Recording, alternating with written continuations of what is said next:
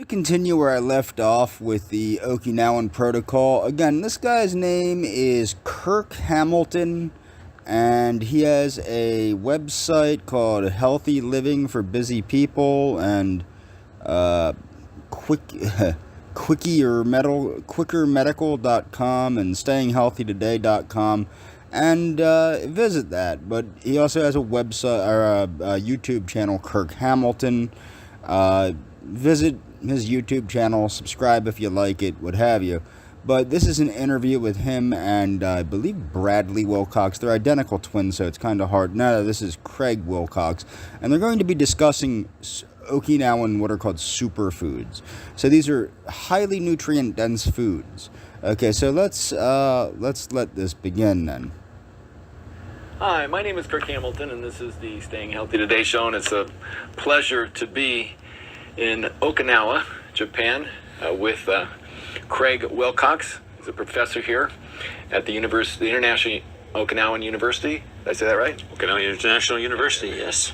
And he's a specialist in gerontology, co-principal investigator of the Okinawan Centenarian Study. And so I want to pick his brain on some of the superfoods that relate to the Okinawans and some of their diet patterns, and we might even do a little demonstration. So thanks for coming on the show today, and pleasure to be here. Thanks for having me, Kirk. So, how long have you been studying the Okinawan centenarians? Oh, well, let's see now. We first came here in 1994 to work with Dr. Makoto Suzuki, who was the founder of the Okinawa Centenarian Study. So, how long is that? 22 years? Yeah. Wow. So, in that time, people generally know that the Okinawan diet is a healthy diet that's been popularized well. But there are some foods that I'd like to go over, and we came across this wonderful National Geographic that has a list of these foods, and I thought I'd go over with you. So bitter melon is one of the superfoods. What is it? Bitter melon is, I would say it's prepared similar to zucchini. You basically cut it lengthwise, scoop out the seeds, and stir fry it. I have had it a couple times at Korean restaurants, and I've also made it myself.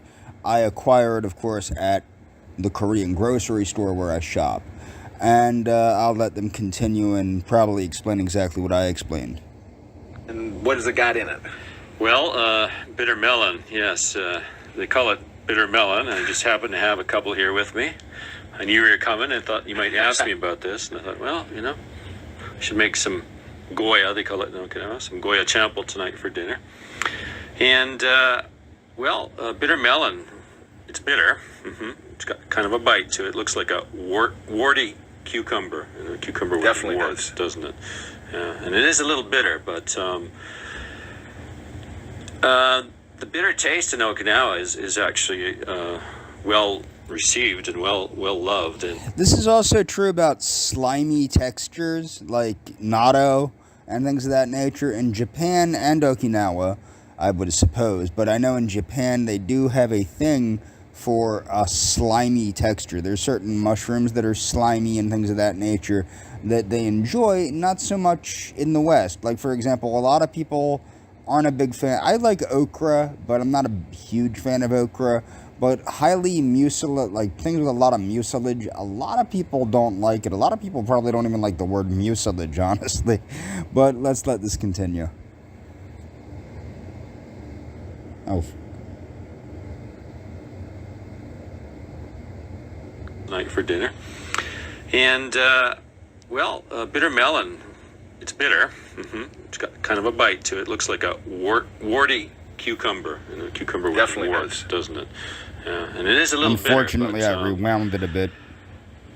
The bitter taste in Okinawa is actually well received and well loved. And this little veggie here has a number of health properties. It's low in caloric density, very high in nutrient density. It's got a lot of vitamin C in there. Vitamin C that tends to do well under heat, so it's not destroyed when you put it in. You can stir fry it. Yeah. So that's interesting because a lot of times heat destroys vitamin C. That's why you have to be gentle and cook vegetables on a lower heat. That's how they often prepare it, stir fry it. And it's, as a traditional medicine, it's taken as an anti-diabetic. So how often do the elders, the long-living people, eat Goya? And this is why I don't shop where hippies shop. I can't stand the elders. The elders. Just say frickin' centenarians, dude.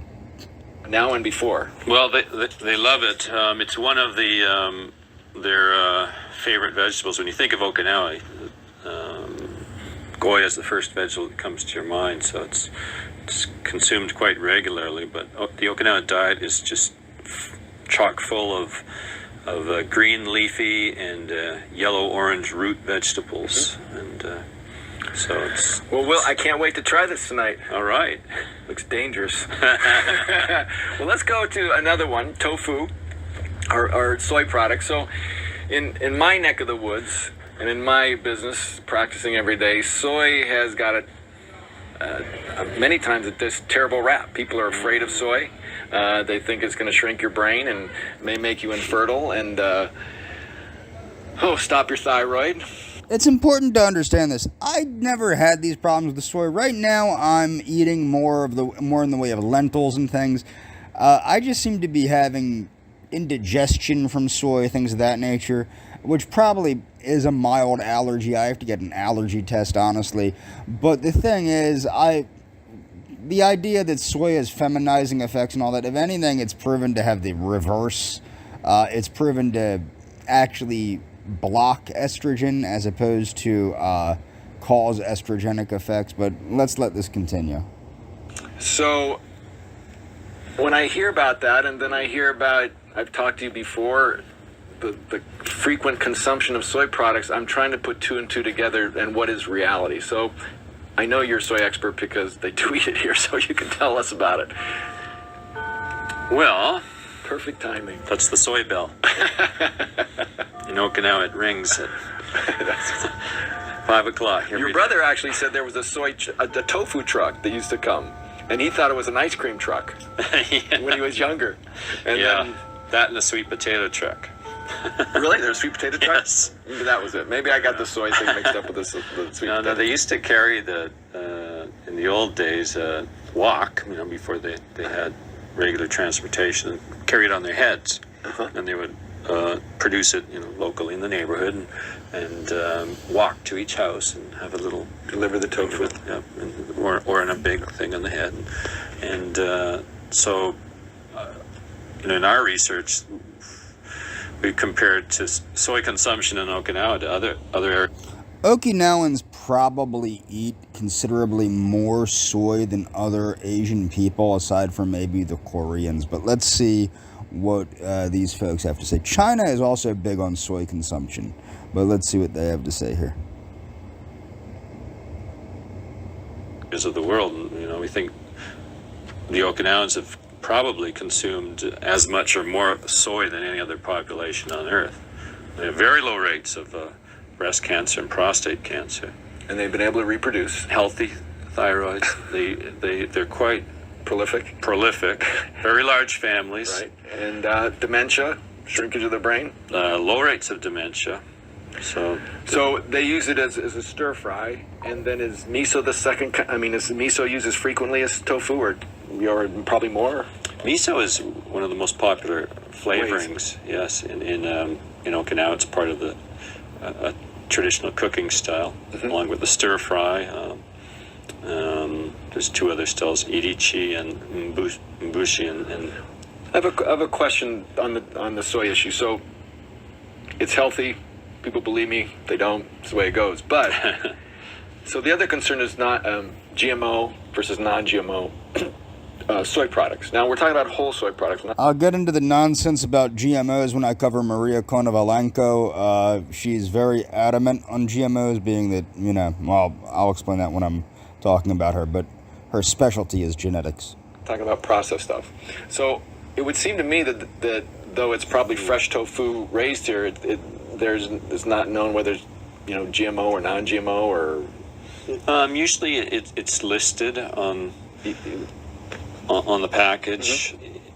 It'll be listed. You can buy that. Well, I know you can buy that, but I was just wondering, the elders, they probably don't in the traditional day, they just made the tofu and Yeah, squeezed the soy milk out, and tofu is a big part of the traditional diet in Okinawa. So what does it the protect main source against? of protein? What does it? Well, all right. So source of protein for the elders. Mm-hmm. What does it protect against, in your opinion, or you think?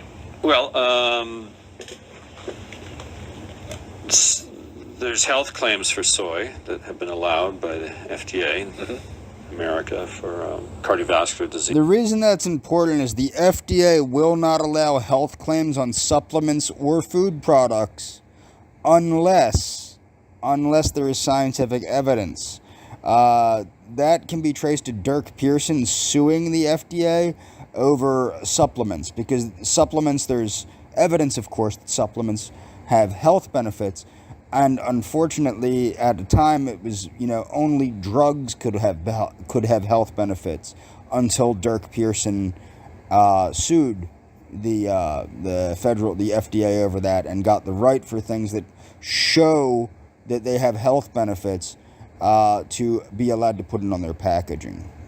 So there has to be scientific evidence for the FDA to allow for things to say that they actually can do what they're saying they can do. So they can't just say it, okay? To lower the risk for cardiovascular disease through cholesterol or triglyceride lowering means. So there has been some evidence for that. There's been a lot of work in the area of older women in menopause and less hot flashes and other menopausal symptoms for those who consume more soy. How about bone density? Bone density as well. Isoflavones and other flavonoids from soy have been linked in research to stronger bone density. Right. Okay. So there is a fair amount of evidence. I'm not sure why soy's got such a bad rap, but I know there was one study that had one epidemiological study among hundreds saying, trust me, it's very popular. I hear about it every single day. When I mention these little soy, people jump out of the room. So let's go to the sweet. Is this a sweet potato? No. Yeah, it is. It's, all right, let's talk about that's another superfood that obviously way back when, pre-war, just after the war, it was like almost 80% of the calories or something like that. I mean, wasn't it eating a lot? Yeah, I'd say over 60% of daily caloric intake came from the sweet potato. Over sweet 60%. Potato, and you can buy it. Like I said, the sweet potato trucks come around in your neighborhood, and you're chewing on it like ice cream. Ishiyakimo, and they play this little song just like the ice cream truck, and you can get them oven baked, and they're quite delicious. So how do you cook this? What do you do with this? Well, in the old days they were steamed. This one's been steamed. So steaming. Yeah. So you should try it. I will. I love sweet potato. Cheers. But. Well, there's no problem because I do this. This is actually really good. So this is now. I saw you on YouTube, YouTube, with the purple sweet potato. Right. This isn't purple. Nope. So this the lesser grade.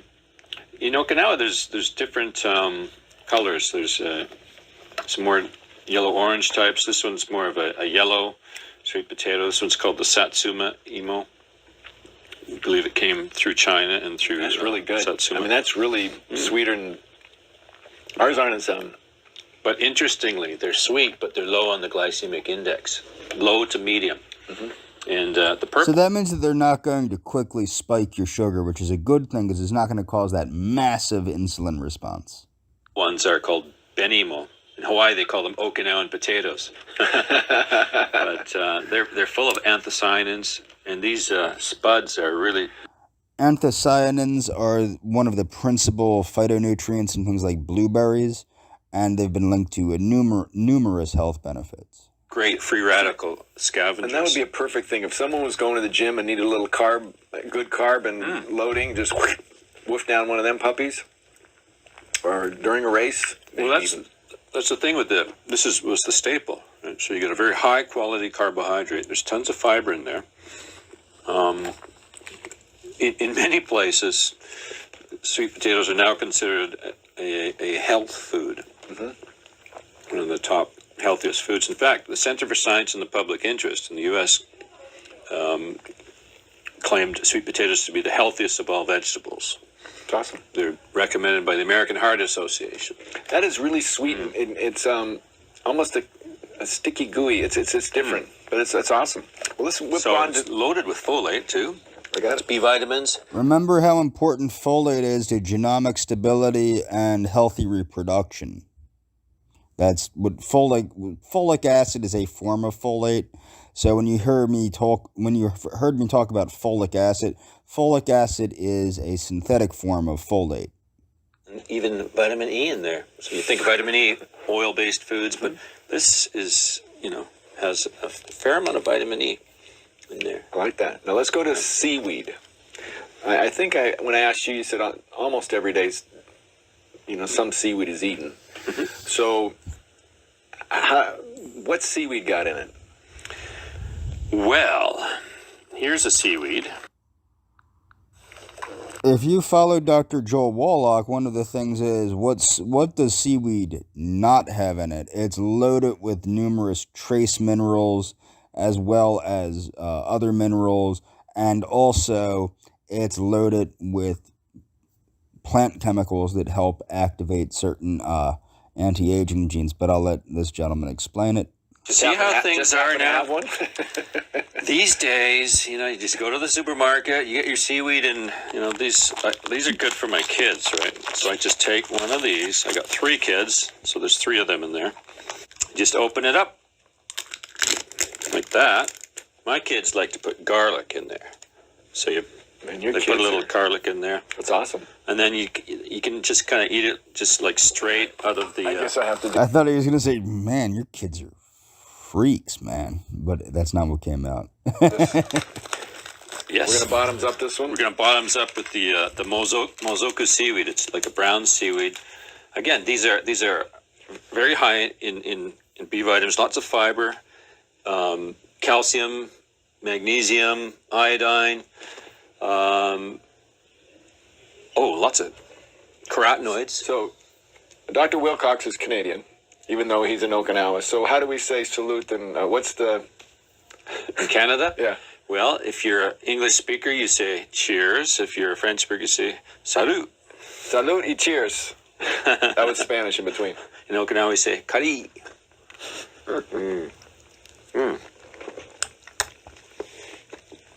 This is the 3rd time today I've had seaweed. I ate breakfast at a mini mart, and I got I had edamame. I got a nori wrap over just some rice and a little paste in it. I couldn't figure out what it was, and then for lunch I had seaweed shredded over a pasta. This is actually good. I could see. Yeah, they put it. So this one's a little bit of shikwasa flavor in there. Shikwasa is the little hirami lemon, they call it. It's like a that's really tangerine. Good. Trust me, drinking seaweed is very good. And, there's some very powerful xanthophyll-based carotenoids. Astaxanthin is one. Mm-hmm. It's in brown seaweeds, and it's in microalgae.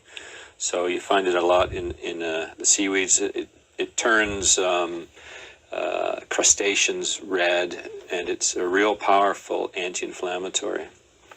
And we're talking to Dr. Craig Wilcox here.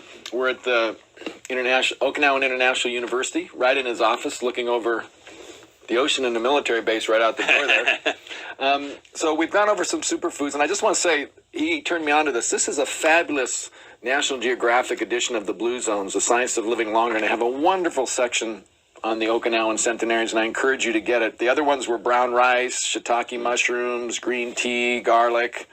Out of those, comment on one. These are obviously going to be very easy to find in a Korean supermarket or an Asian specialty store. Far more easier than in a regular supermarket. I'm just letting people know that. And far cheaper than buying them in a health food store. Dried shiitake mushrooms are very affordable in a Korean supermarket. What's the more frequent one out of all those? Brown rice, shiitake mushrooms, green tea, and garlic? Well, green tea is consumed. Give us that's the green tea bell. That's the green tea bell. It's time for our tea break. Here we go. I forgot my glass, but that's all right. I'll get it later. So the green tea, what does that do for us? Well, this is all tea is the way it's prepared, green tea is consumed throughout Japan, including Okinawa. But in Okinawa, they prefer the jasmine tea. So this is what they call it, sampin tea. And again, it's very high in antioxidants. I mean, most Okinawan foods are. Right. And they're superfoods. How much would an elder drink in a day? Oh, we'd be drinking. You got 2 liters here. This is a visual. Yeah, I've drank half of this. I think I've drank a liter. Well, you had a couple glasses. I drank some. But that's a liter between the two of us so far. Well, cheers and salute.